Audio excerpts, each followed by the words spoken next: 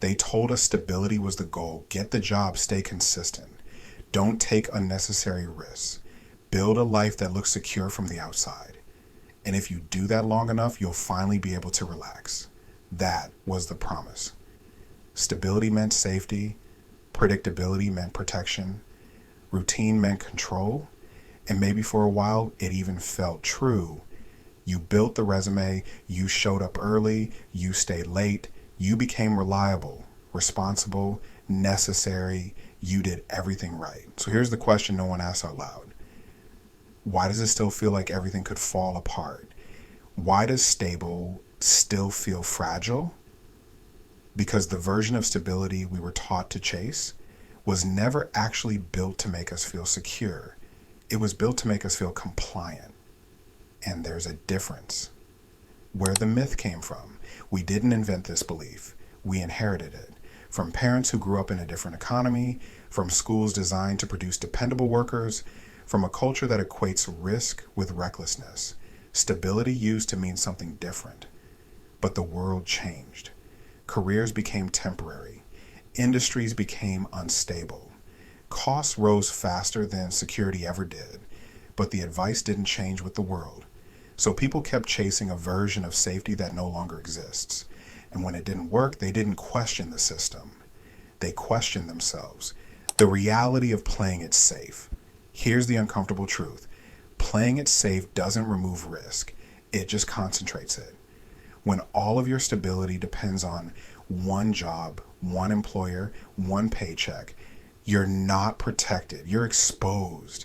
And that's why so many stable people feel anxious all the time. Because deep down, they know their lifestyle depends on staying in good standing, being liked, being needed. That's not stability. That's dependency with good PR. Why stability feels like a trap. At first, stability feels like progress. The salary goes up, the house gets bigger, the responsibilities grow, but slowly something else grows too, the cost of change. Every raise makes it harder to walk away. Every promotion ties your identity tighter to your role. Every financial obligation reduces your flexibility.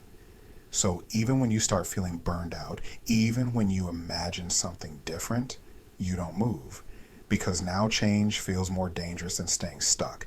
Stability raises the price of freedom.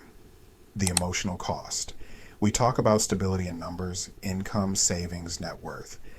But we rarely talk about the emotional cost. The constant low-grade stress, the Sunday night anxiety, the quiet resentment of time traded for security that never quite feels secure. You start living in maintenance mode, maintaining the lifestyle, expectations, appearances, but not your energy or curiosity. You become stable, but smaller. What real stability isn't about standing still. It's about being able to move. It's not about eliminating risk. It's about not being destroyed by change. Skills create stability. Adaptability creates stability. Multiple paths create stability. Not because life becomes predictable, but because you become capable. The most stable people aren't the ones who never change. They're the ones who know they can.